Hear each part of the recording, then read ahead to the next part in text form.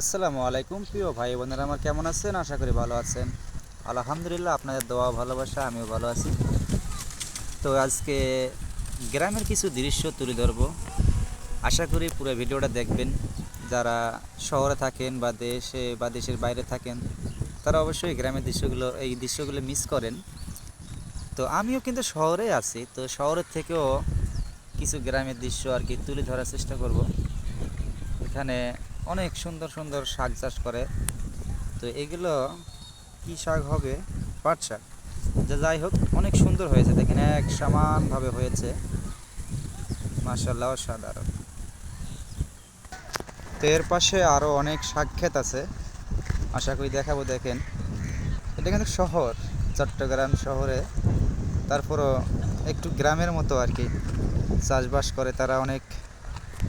দেখতেছেন, খুবই সুন্দর দৃশ্য, একটা গ্রামের মতো। কেউ বলবে এটা শহর, আসলে এটা চট্টগ্রাম মেরিন সিটি হাসপাতালের পাশের দৃশ্য।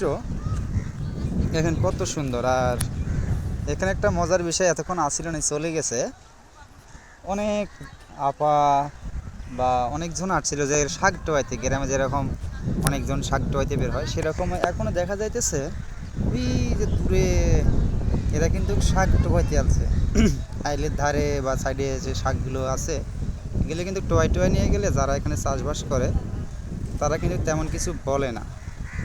অনেকেই কিন্তু আসে, বিশেষ করে শুক্রবারের দিনগুলো বেশি আসে। আর এখানে কিন্তু শুক্রবারে বিকেলবেলা করে দেখা যায় অনেকে আসে, ভিডিও করে নিয়ে যায়। এখানে দৃশ্যগুলো অনেক সুন্দর। ওই যে পাশে আবার মাঠ আছে, তো ওই মানে ঘরটার কারণে মাঠটা দেখা যাইতেছে না। পাশে কিন্তু অনেক ভাইরা বল খেলতেছে, তো আমি সেখানে যাব না। তো দেখেন এখানে ছোট ছোট বাবুরে কত সময় সাইকেল নিয়ে খেলা করতেছে। মানে রোডটা অনেক ফাঁকা, মেডিকেল রোড তো সবসময় অনেক ফাঁকা থাকে। তো এই ভিডিওটা করার উদ্দেশ্য হলো যে অনেক ভাইরা দেশ বা দেশের বাইরে থাকে, তারা এরকম গ্রামের দৃশ্যগুলো এখন অনেক মিস করে। তো তাদের কারণে আর কি ভিডিওটা তুলে ধরা। তো অবশ্যই ভালো লাগবে, কারণ গ্রামের দৃশ্যগুলো যে দেখে তাকে কিন্তু ভালো লাগে, কেউ অপছন্দ করার মতো না।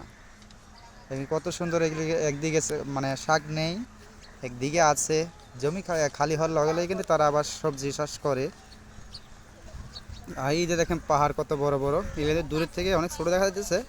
কাছে যা দেখেন ওই যে 18 তলা বা 10 তলা 12 তলা বিল্ডিং করছে, তার থেকেও কিন্তু পাহাড়টাই উঁচু। তাহলে চিন্তা করো কত উঁচা।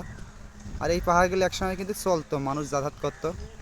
এখন ওই ভেঙে যাওয়ার কারণে এখন আর পাহাড়ে কেউ ওঠে না বা যাতায়াত করে না।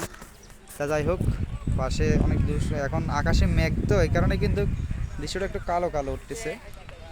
তো আশা করি এতক্ষণ যারা ভিডিওটা দেখছেন তাদেরকে অসংখ্য ধন্যবাদ।